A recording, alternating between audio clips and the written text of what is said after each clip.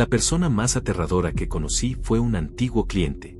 No era lo bastante grande como para parecer realmente temible, pero aún así, causaba bastante daño.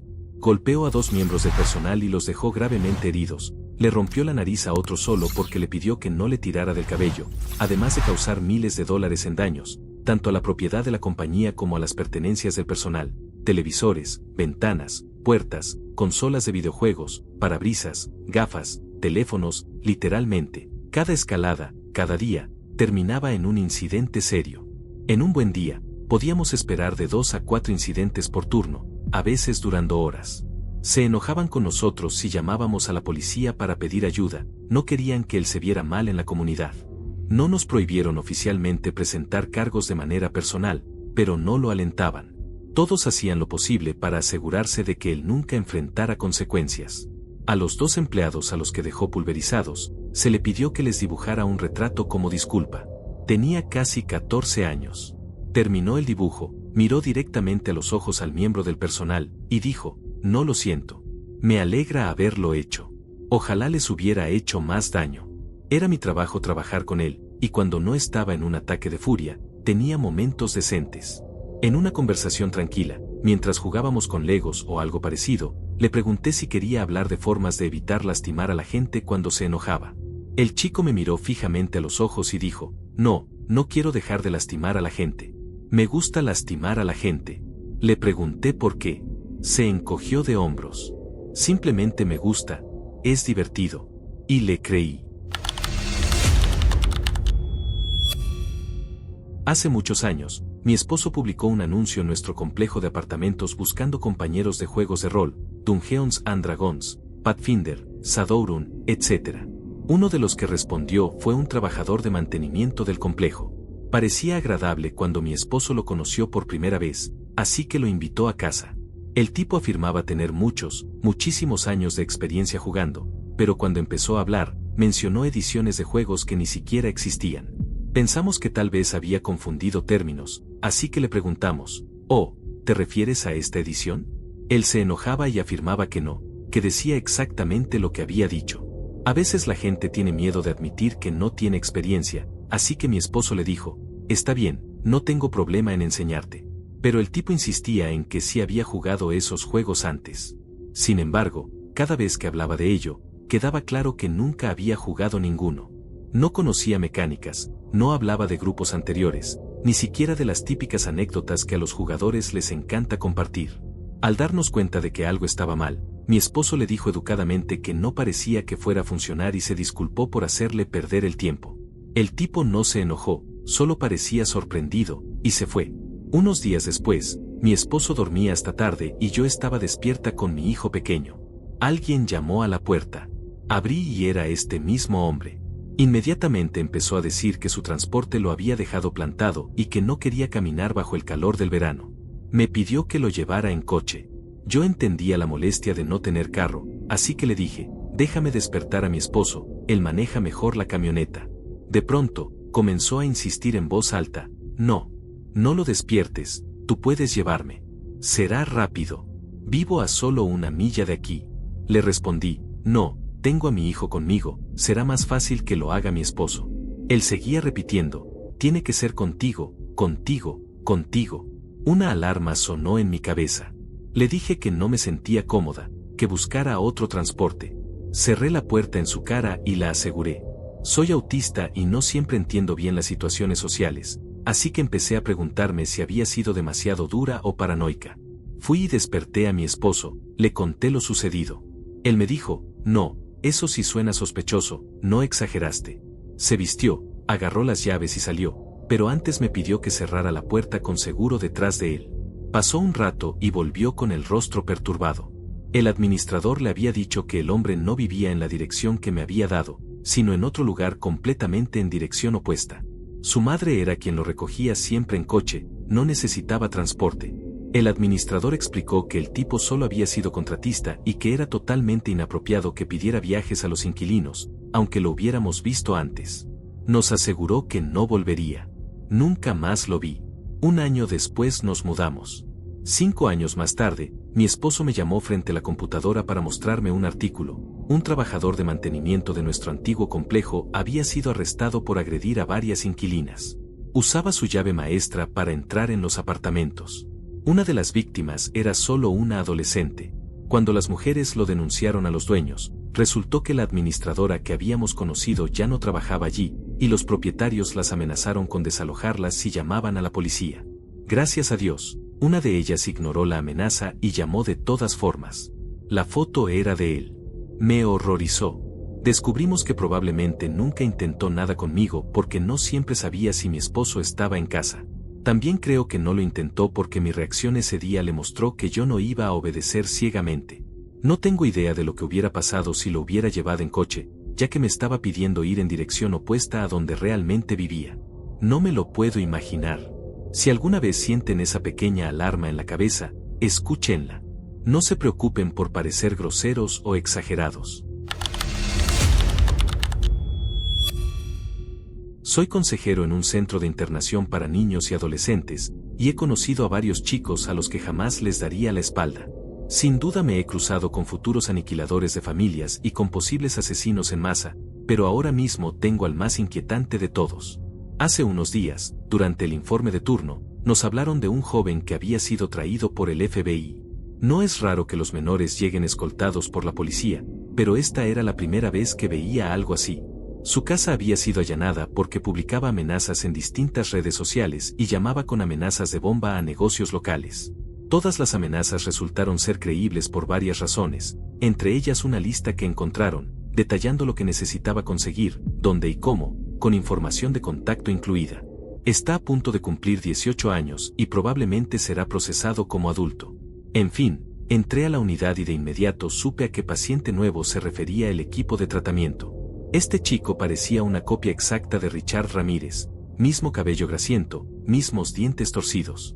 Solo se sienta y mira fijamente a todos desde detrás de su cabello, casi sin decir una palabra, salvo para exigir llamar a su madre y decirle que se deshiciera de unas cosas. Todos podemos sentirlo, como si emanara de su piel. Esa energía mala, pesada, lo envuelve. Cuando yo era de primer año en la secundaria, un alumno de último curso se obsesionó conmigo. Al principio no me molestaba porque parecía relajado, un tipo tranquilo con el que podía charlar, y además no lo veía como amenaza, ya que mi hermano mayor también era senior en la misma escuela. El tipo tenía más o menos mi estatura, 1,50 m, así que no me intimidaba. Pero de pronto se volvió muy pegajoso y obsesivo. Me mandaba mensajes sin parar, incluso cuando yo no respondía. Escaló hasta el punto de dejarme notas de amor y regalos en mi casillero, e incluso en mi casa, porque yo misma le había dado mi dirección cuando éramos amigos y planeábamos salir. Me despertaba con esos detalles en la puerta, o los encontraba en mi casillero. Su primera clase quedaba junto a la mía, así que siempre intentaba interceptarme en el pasillo. Se volvió tan insoportable que llegó a memorizar mi horario, y yo tenía que cambiar de ruta para llegar a cada clase con la esperanza de que no adivinara dónde estaría. Mi familia terminó notándolo, y mi hermano tomó cartas en el asunto, logró que el tipo quedara aislado por todos, aunque en realidad ya era medio marginado. Antes, lo veían como alguien raro pero inofensivo, después ya nadie quiso tratarlo. Mi hermano también lo amenazó, le advirtió que si se acercaba de nuevo, no dudaría en enfrentarlo físicamente. Al mirar atrás, lo más inquietante es que yo tenía apenas 14 años, y ese tipo ya era mayor de edad. Cuando estaba en mis 20s, una noche paré en una gasolinera cerca de mi departamento para comprar cervezas. Metí la mano al refrigerador y de repente escuché una voz detrás de mí diciendo, vamos a tener una buena fiesta esta noche. Confundido, me giré y un hombre mayor me arrancó la cerveza de la mano, luego me pasó el brazo por los hombros como si fuéramos viejos amigos. Su agarre era como un torno, y sentí miedo. Yo no soy pequeño, pero estaba fuera de forma, y ese hombre era muy fuerte. Mientras me sujetaba, empezó a hablar de cómo él y su novia iban a venir conmigo a mi casa. Me empujaba hacia la caja registradora sin soltarme. Por suerte, miró hacia afuera, hacia su coche, y aproveché para hacerle una seña al cajero. Moví los labios diciendo ayúdame, y el cajero asintió sutilmente. Al llegar a la puerta, el tipo tuvo que soltarme para salir primero, ya que no podíamos pasar juntos. Apenas cruzó, cerré de golpe la puerta tras él. El cajero entendió enseguida, me gritó que la mantuviera cerrada mientras él presionaba un botón tras el mostrador para bloquearla. Cuando el hombre se dio cuenta de que estaba afuera, se volvió loco, empezó a golpear con los puños el vidrio, gritando furioso. El cajero le dijo que iba a llamar a la policía, y eso lo hizo estallar. Tiró la cerveza contra el suelo, saltó a su coche destartalado y salió disparado. Le agradecí al cajero por pensar rápido y mantener la calma. Me dijo que, tristemente, no era la primera vez que tenía que usar ese botón, por la zona en la que estábamos. Da miedo pensar qué podría haber pasado. Yo había planeado pisarle con fuerza el empeine en cuanto estuviéramos afuera y luego correr, pero quién sabe cómo habría terminado eso. En los años 70, en California, mi mejor amiga y yo solíamos hacer autostop. También recogíamos autostopistas de vez en cuando, era bastante común en esa época. Un día, de camino a la playa, levantamos a un chico de unos veintitantos. Era agradable, de pelo largo y castaño, barba, camisa a cuadros y jeans. Recuerdo exactamente lo que llevaba porque era lo típico entonces. Él también iba hacia la playa. Nosotras teníamos 17 y charlábamos animadas sobre la vida, la escuela, cosas divertidas. Nos reíamos mucho. El pasajero no hablaba mucho, apenas sonreía de vez en cuando con algo que decíamos. Fuimos amables, sin ningún interés romántico. A pocos kilómetros de la playa, de repente pidió que nos detuviéramos, que quería bajarse. Nos sorprendió, le preguntamos si ya no quería ir a la playa. Dijo que había cambiado de idea. Pero antes de salir del auto, se detuvo, nos miró a las dos fijamente, y en voz baja, escalofriante, dijo, no quiero que vuelvan a recoger autostopistas. Yo podría haber acabado con sus vidas. Decidí no hacerlo. La mirada en su rostro y el tono de su voz eran fríos, sin emoción. Lo decía en serio, y parecía que probablemente ya lo había hecho antes. A los 17, no nos costó creerlo. Ese instante congelado fue absolutamente aterrador. Se bajó del coche y se alejó sin mirar atrás. Nos quedamos mirándonos en shock. Ese mismo día decidimos dejar el autostop para siempre. Y hasta hoy, nunca más recogí a nadie en la carretera. Incluso ahora, cuando lo recuerdo, puedo escuchar su voz en mi cabeza, y me recorre un escalofrío involuntario. Mi prima era una de esas niñas que los adultos adoraban, pero que constantemente hacían cosas crueles a otros niños sin razón alguna. Era extremadamente manipuladora. A mí me dejaba en paz porque mi papá era el hermano favorito de su madre, pero para los demás, todos eran presa fácil. Recuerdo una vez que jugamos a Bloody Mary en el baño de la escuela. Cuando se apagaron las luces, una de las chicas empezó a gritar como loca. Al volver la luz, tenía profundos arañazos sangrientos en brazos y cara. Todas pensamos que había sido Bloody Mary, pero yo miré a mi prima. Ella, que normalmente era habladora, estaba en silencio, y tenía una sonrisa extraña dibujada. Era la única de nosotras con uñas largas. Lo que me aterra de ella es que, la última vez que supe, estaba de regreso en la universidad, estudiando para convertirse en psiquiatra. La idea de que alguien que obtenía tanto placer al causar dolor, y que desde niña supo manipular a los adultos para ocultar su comportamiento, termine trabajando en el campo de la salud mental, me da escalofríos. Un oficial de inteligencia militar noruego.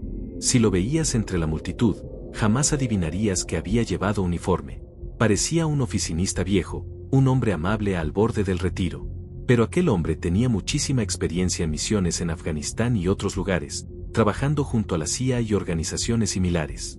Durante el entrenamiento cuerpo a cuerpo, derribaba con facilidad a un tipo de casi 30 años que era instructor de MMA y una cabeza más alto. En los ejercicios con armas, nadie podía acercársele. Podía enfrentarse a 3 o 4 personas a la vez, sin sudar siquiera. Si tenías un cuchillo, ya era suyo. Si tenías una pistola, ya la había tomado.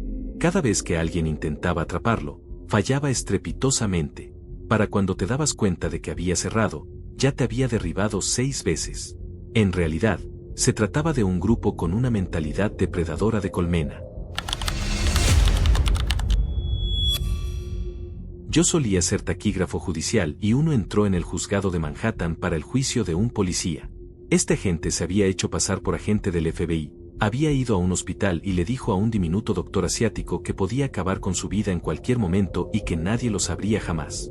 El policía se acostaba con la esposa del doctor y quería quitárselo de encima. Y sí, lo hizo dentro de un hospital, de la forma más temeraria. Cuando llegué al control de metales, 2 detectives que venían detrás empezaron a hacer comentarios obscenos sobre mí, riéndose por lo bajo. Fue asqueroso, pero los ignoré y seguí adelante. Entré en la sala, abarrotada de policías que estaban ahí para apoyar al acusado. Entre ellos estaban los 2 detectives que habían hecho las groserías. En cuanto crucé la puerta, me sentí como una gacela que acababa de entrar en una guarida de leones hambrientos. La forma en que me miraban, como si fuera presa, era perturbadora. El odio y la hostilidad que emanaban se podían palpar, me invadió por completo. Nunca había sentido nada así. Se me erizó la nuca y todas mis alarmas interiores gritaban. Yo era una simple taquígrafa, invisible, pero en ese momento me sentí expuesta y vulnerable. Jamás me sentí tan insegura como en esa sala, rodeada de policías. En la secundaria tenía un amigo cuyo padre era exmilitar. Coleccionaba y vendía armas, tanto antiguas como modernas. También tenía un perro lobo que nunca hacía ruido y que no apartaba la vista de ti mientras estuvieras a la vista. Fui a esa casa al menos 50 veces en 3 años, y su padre solo me habló una vez. Nunca lo vi con una expresión facial distinta. Hubo 3 incidentes importantes. El primero fue la única vez que pasé la noche en su casa. Me desperté con sed a medianoche, fui a la cocina por agua, y al girar desde el fregadero vi al perro justo detrás de mí, mirándome. Di un salto, y entonces noté al padre parado en la puerta, con una pistola en la mano. Chasqueó los dedos y el perro se marchó con él sin una sola palabra. El segundo incidente fue cuando estábamos tirando con rifles calibre .22, y mi amigo fue a pedirle a su padre si podíamos usar uno de sus rifles. El hombre sacó un rifle alemán de calibre pequeño, tal vez un .223, con culata de madera personalizada y una mira enorme. Nos dio instrucciones estrictas: no tocar la mira. Disparamos contra una paca de heno a unos 45 metros durante media hora. Su padre salió, miró el objetivo, negó con la cabeza y tomó el arma. Sin decir nada, dejó su pipa, levantó el rifle y en un segundo hizo un disparo perfecto en el centro. 2 segundos después, ajustó y volvió a disparar, acertando en un aislador plástico de valla eléctrica, de unos 8 cm por 2 centímetros, a unos 140 metros de distancia. Después tomó el rifle y se metió sin decir palabra. El tercer incidente fue cuando mi amigo y yo estábamos jugando brusco, con postes de 4 metros que se usaban para la cuerda de tender ropa. Nos golpeábamos entre risas hasta que le acerté de lleno en el cuello. Cayó inconsciente. Me asusté, corrí a buscar a su padre. El hombre salió tranquilo, revisó si respiraba, palmeó suavemente su cuello, y luego me miró, sin expresión alguna, y dijo: vete. Así que me fui. Hace unos años, estaba en una ciudad nueva por trabajo. La primera noche decidí dar un paseo cuando ya todo estaba en silencio.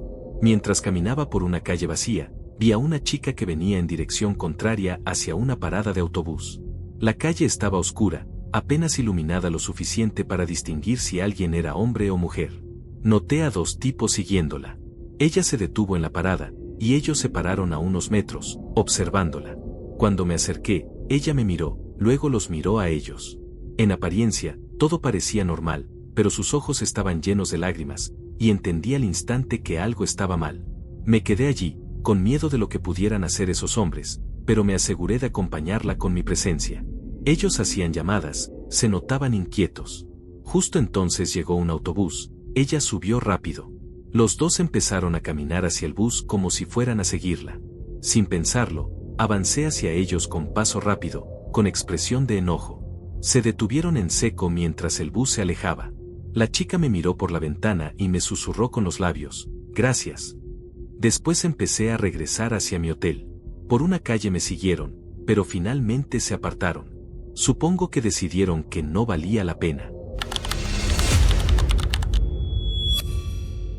Hace unos 4 años estaba en la biblioteca pública, trabajando en tareas de la universidad, cuando un hombre se acercó y se sentó en mi mesa, quedándose simplemente mirándome. Pasaron fácilmente 10 minutos antes de que me preguntara por qué llevaba audífonos dorados, baratos pero llamativos, y enseguida me explicó que en la época medieval los reyes obligaban a los campesinos a cavar en busca de oro porque, según él, eran entidades sobrenaturales que lo comían. Yo lanzaba miradas desesperadas a los bibliotecarios pidiendo ayuda, pero todos me ignoraban. El hombre siguió hablando un poco más y luego sacó una máscara, de esas de Halloween, y se la puso. Se quedó sentado mirándome a través de la máscara. Finalmente, el guardia de seguridad de la biblioteca lo echó porque se negó a quitársela. Me quedé allí un par de horas más, pensando que sería seguro salir después de un tiempo. Cuando al fin salí, él estaba afuera esperándome. Me siguió por una cuadra hasta que saqué el teléfono y amenacé con llamar a la policía. Entonces me insultó y se marchó. Mi abuela. Dios mío. Mi abuelo ya es alguien intimidante. Tiene 73 años, mide 1,85 y todavía sube montañas en Utah con mochila militar completa para mantenerse en forma. Es herrero, fabrica cuchillos personalizados y mueve un martillo de 35 kilos como si fuera de mantequilla. Es veterano de Vietnam, francotirador entrenado, y tiene su propio campo de tiro. A menudo lleva armas en sus caminatas para practicar disparos de larga distancia sin riesgo de herir a nadie. Mucha gente le teme, pero como dice un amigo de la familia, los tontos le temen al abuelo, los listos le tienen miedo a la abuela. Ella mide apenas 1,5 metros, tiene 70 años, y fue la primera mujer oficial en la oficina del sheriff del condado. Los policías que la conocieron aún le temen. Era la mejor tiradora del departamento, y cuando se retiró, varios oficiales bromeaban diciendo que al fin alguien más podría ser el mejor. Supervisaba los equipos de trabajo, y un día estaba tejiendo un monito de crochet para mi hermano. Uno de los reclusos comentó burlón sobre estar bajo las órdenes de una mujer chiquita haciendo un mono de estambre. Otro preso lo miró y le dijo, sí, pero yo no me metería con ella. Mi abuela, con toda su actitud, respondió, si sabes lo que te conviene, hazle caso. Tenía una política clara, si la trataban con respeto, ella hacía lo mismo. Más de una vez, algún preso grande y musculoso entraba, la desafiaba, y en cuestión de segundos estaba en el suelo sin entender qué había pasado. Rara vez volvían a intentarlo. Ella se retiró antes de que yo naciera, pero todavía tiene influencia en la oficina del sheriff. Sigue siendo excelente tiradora y sabe defenderse. Y encima, mi abuelo es su esbirro, haría cualquier cosa por protegerla y seguiría sus órdenes sin dudar. Amo a mis abuelos, pero ni de broma me metería con ellos, y mucho menos con mi abuela. Esto pasó hace como 10 años. Pero todavía recuerdo vívidamente el día y la noticia que salió después. Mi papá me llevó a su trabajo una tarde cualquiera, y como muchos de sus compañeros me habían visto crecer, yo charlaba con ellos tranquilamente. Yo tenía 14 o 15 años, pero siempre fui menuda y parecía 2 o 3 años menor. Había un tipo nuevo, lo llamaremos T, a quien nunca había visto. Mi papá me lo presentó, y en cuanto miré sus ojos supe que algo estaba mal. Sentí su alma ausente, hueca. Todo mi instinto de lucha o huida se disparó al instante. Me pegué a mi papá, porque te empezó a hacerme preguntas personales. ¿Cuántos años tenía? ¿A qué escuela iba? ¿Si tenía novio? Mientras tanto, me miraba fijamente, diciéndole a mi padre que yo era muy bonita, que cualquier chico tendría suerte de estar conmigo. Cuando sonrió, la amenaza se hizo clara como el agua. Apuré a mi papá para que nos fuéramos. Prácticamente huí hasta el coche. En cuanto cerramos la puerta, le solté, papá, algo está mal con ese hombre. Hay maldad en él. No quiero volver a estar cerca. Mi padre quedó sorprendido, pero aceptó no volver a llevarme junto a T. Eso fue todo, hasta unos meses después. Un día, charlando, mi papá me preguntó si lo recordaba. Le dije que sí. Guardó silencio y me dijo, tenías razón. T se fue de vacaciones y nunca regresó. Descubrimos que se había estado preparando durante meses para comprar a una niña a su propia madre, y probablemente no era la primera vez. Por suerte, todo fue una operación encubierta, así que lo atraparon. Nunca cuestioné mis instintos otra vez. Hace años, estábamos de fiesta en el bosque, lejos de todo. Seríamos unos 10, en 5 autos. Uno se fue a comprar más cerveza. Mientras escuchábamos música, apareció un tipo con pinta de vagabundo, veinteañero. Hablamos un poco con él, pero tenía una vibra muy rara. Decidimos marcharnos y le dijimos que nos íbamos a casa. Nos pidió acompañarlo, pero nos negamos. Ese sujeto tenía un aire a Charles Manson. En esa época no había celulares, así que no pudimos avisar a los que habían ido por cerveza, pero los encontramos una hora después. Ellos habían regresado al lugar justo cuando Charlie salía. Les dijo que aún estábamos allí y les pidió un aventón de vuelta. Ellos también sintieron la misma vibra espeluznante. Lo raro fue que el tipo repetía, ¿van a entrar por ellos, Spike? Ninguno de mis amigos se llamaba Spike. Ellos dijeron que no y empezaron a retroceder en el coche. El hombre sacó un cuchillo enorme e intentó rajar la llanta. Ellos aceleraron y escaparon. No podíamos denunciar nada, algunos éramos menores y estábamos en un sitio prohibido. Pensamos que solo era un loco de paso. Pero a la mañana siguiente la policía lo atrapó intentando entrar en casas a 1 kilómetro. Resultó que era de otro estado y había atacado a su madre con un cuchillo. Ella sobrevivió, pero él era pura oscuridad. Jamás olvidaré la sensación de mirarlo a los ojos. Era como si fuera capaz de todo. En una barbacoa en España, con amigos, conocimos a un tipo agradable que hablaba varios idiomas con fluidez, así que fue fácil conversar. Dijo que era de Bélgica, igual que yo, y nos reímos de lo pequeño que es el mundo. Le pregunté a qué se dedicaba y respondió que estaba en el ejército. Tal vez no lo sepas, pero Bélgica no tiene un ejército demasiado grande. Como una broma muy tonta, le pregunté si había estado en combate. Su cara cambió por completo, sus ojos se volvieron aterradores. Me dijo que había estado en Kosovo. Me sorprendió, porque no recordaba que el ejército belga hubiera tenido participación activa allí. La tensión fue tan fuerte que cambié rápido de tema, pero ese hombre simpático había desaparecido. Más tarde supe por amigos que estaba en las fuerzas especiales, de esas de las que casi nunca se oye hablar. Había vuelto de una misión tras las líneas enemigas, y aparentemente, para escapar de la zona de guerra tuvo que ser extremadamente violento. Una cosa es ver eso en películas, otra es encontrarte a un asesino profesional en persona. No me asustó al conocerlo, pero después me llenó de miedo. Mi primer novio terminó volviéndose abusivo, y cuando lo dejé comenzó a acosarme. Me ahorraré los detalles, pero tengo un expediente literal de 10 centímetros de grosor, porque tardó más de 4 años en dejarme en paz del todo. La última vez que supe de él fue hace 19 años, pero con el tiempo entendí que me afectó más de lo que pensé entonces. Así que no fue un gran extraño aterrador, sino alguien a quien realmente amé. Pero, incluso hoy, si alguien aparece de pronto en mi casa, siento el mismo pánico de aquellos años. Como parte de mi tesis, entrevisté a varios reclusos en una penitenciaría, algunos condenados por narcotráfico a gran escala, otros por robo, y otros por causar muertes. Las entrevistas se hacían en una sala pequeña con un guardia afuera. Había un botón a mi alcance para avisar al guardia cuando terminara o en caso de emergencia. Uno de mis entrevistados era un tipo enorme, calvo y musculoso. Medía cerca de 2 metros y estaba hecho de puro músculo. Estaba condenado por causar la muerte de alguien. A pesar de su aspecto intimidante, la entrevista fue bien. Fue amable y receptivo a mis preguntas, que giraban en torno a motivaciones y experiencias. Le agradecí su tiempo, presioné el botón para avisar al guardia, y nada. Ninguna respuesta. ¿Dónde estaba el guardia? Por un instante, el pánico recorrió mi cabeza, pero me forcé a mantener la calma y no mostrar miedo. Mi mente se llenó de escenarios horribles. Entonces lo escuché reírse y decir, «Qué mal, sabes que podría derribarte en menos de 10 segundos, ¿verdad?» No fue una pregunta. Era un hecho. Su sonrisa había desaparecido, y me miraba serio, sentado frente a mí. En ese instante, fue la persona más aterradora que he conocido.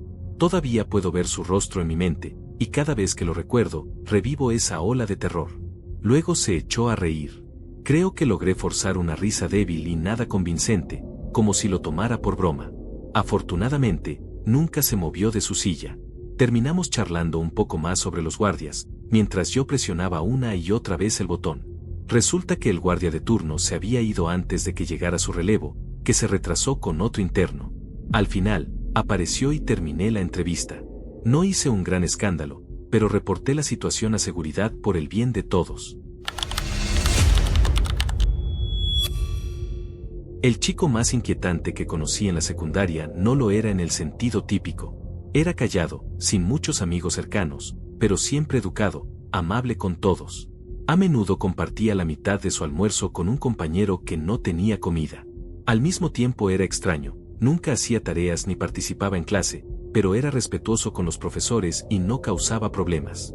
Pasaba raspando con notas bajas, pero lo justo para no reprobar. Una vez tuvo que reagendar un examen de matemáticas y un ensayo de inglés, así que terminó haciéndolos conmigo después de clases. El examen de matemáticas lo resolvió en 10 minutos, mientras yo tardé casi 40. Lo aprobó. El ensayo lo escribió en media hora, lo justo para pasar. No se esforzaba en destacar, pero era evidente que podía si quería. Años después, cuando fui a hacer la prueba de aptitud militar, él también estaba allí. Hablamos un poco, aunque seguía reservado. Cuando llegaron los resultados, fue el único en un grupo de 40 que sacó nota suficiente para optar a cualquier puesto, incluso la universidad militar con beca completa. Yo tomé otro camino, pero aquello confirmó lo que sospechaba, era increíblemente inteligente, aunque no lo mostrara. Años después, estaba en un bar tranquilo con amigos de la universidad, y lo vi detrás de la barra. Lo saludé y fue cordial, conversó con nosotros y nos atendió bien. De pronto, entró un grupo de chicos ruidosos, probablemente pandilleros. Empezaron a causar problemas, gritando, exigiendo servicio. Algunos se acercaron demasiado a él. Él los miró fijamente, y retrocedieron un poco, agrupándose. Ordenaron vodka con Red Bull, y él, calmado, les dijo el precio. El líder, intentando hacerse el duro, sacó un cuchillo. Nadie alcanzó a reaccionar. En cuanto lo sacó, el barman le sujetó el brazo, lo desarmó con un movimiento rápido y lo noqueó de un solo golpe seco. Luego recogió el cuchillo, lo guardó tras la barra, miró al resto del grupo, y ellos salieron corriendo como si les fuera la vida en ello. Llamó a la policía, revisó que el inconsciente aún respirara y lo llevó detrás. Cuando volvió, siguió sirviendo tragos como si nada hubiera pasado. Incluso nos dio unas rondas gratis antes de que llegara la policía. Les entregó el video de seguridad, el cuchilló y al líder ya consciente pero aturdido. Dio su declaración y retomó el trabajo normal. Nos pidió disculpas por la situación y nos sirvió otra ronda gratis. Durante todo el incidente jamás levantó la voz. Se mantuvo sereno, como si ya hubiera lidiado con eso antes. En la secundaria recuerdo que alguien intentó pelear con él, y él respondió, «Está bien, hermano». Se dejó golpear varias veces, riendo. Nadie volvió a molestarlo. Al verlo en acción años después, todo cobró sentido. Es impredecible, frío bajo presión, y transmite la sensación de haber visto cosas realmente terribles. Ahora parece valorar su paz, y sinceramente, es mejor dejarlo así. Ese chico del bar fue el último recuerdo, pero mientras lo veía desenvolverse, comprendí que su serenidad era real. No necesitaba presumir ni usar violencia sin razón. Solo actuaba cuando era necesario, y lo hacía con precisión quirúrgica. Me impresionó la forma en que volvió a su rutina como si nada. Ni un gesto de ego, ni un aire de superioridad. Solo siguió sirviendo cervezas, charlando con nosotros, como si desarmar a un pandillero armado fuera parte de un martes cualquiera. Me quedé pensando en cómo había sido aquel muchacho en la escuela, tan discreto, tan poco llamativo, y en cómo alguien puede esconder un mundo entero tras un silencio. A veces, los más tranquilos, son los que más saben. Cuando lo pienso ahora, me doy cuenta de que la vida me ha puesto frente a diferentes tipos de miedo. Desde un cliente adolescente que disfrutaba hacer daño, hasta el trabajador de mantenimiento que usaba su llave maestra para entrar a los departamentos. Desde un acosador escolar que se convirtió en una sombra amenazante en mi adolescencia, hasta un desconocido en una gasolinera con la fuerza de un animal. Pasando por el hombre del autostop que confesó que pudo habernos matado, o la prima manipuladora que escondía crueldad detrás de sonrisas. El oficial de inteligencia noruego que parecía un abuelo amable pero que en segundos podía arrebatarte cualquier arma, o el grupo de policías cuya sola mirada convertía la sala en una jaula de leones. El padre de mi amigo, con su perro lobo, su pistola y esa frialdad absoluta, o la chica en la parada de bus, cuyos ojos me suplicaban ayuda sin palabras. El miedo está en muchos rostros. En el hombre con la máscara de Halloween que me siguió por una cuadra, en mi propia abuela de 1,5 metros que dominaba a presos corpulentos, en ese compañero de trabajo de mi padre cuyos ojos estaban vacíos de humanidad, en el vagabundo con aire manzón que blandía un cuchillo, en el belga que hablaba demasiado suavemente de Kosovo, en el novio que amé y que se convirtió en mi acosador, en el preso que me dijo con calma que podía acabar conmigo en 10 segundos, en el compañero de escuela que escondía un genio aterrador detrás de una vida gris. Todos ellos fueron caras distintas del miedo, del peligro. Lo más perturbador de todo no es lo que hicieron, sino lo que proyectaban. La sensación de que, en cualquier momento, podían cruzar una línea invisible. Y que uno debía escuchar esas alarmas internas, ese instinto que tantas veces nos quiere salvar. A veces no es la fuerza física, ni las armas, ni las amenazas lo que más asusta, sino esa calma, ese vacío, esa frialdad en los ojos de alguien que podría estar a tu lado en el pasillo de una escuela, en un bar, en una fiesta, o en tu propia familia. De cada uno de esos encuentros aprendí algo, que no hay que ignorar la intuición, que da igual si te dicen exagerado, si luces grosero o si creen que dramatizas, que cerrar una puerta a tiempo, cambiar de camino, o mirar a los ojos de alguien y decir no, puede marcar la diferencia entre seguir vivo o no volver jamás. Y esa es la respuesta final a la pregunta, ¿quién es la persona más aterradora que has conocido? No es un solo rostro. Son todos ellos, diferentes y parecidos al mismo tiempo.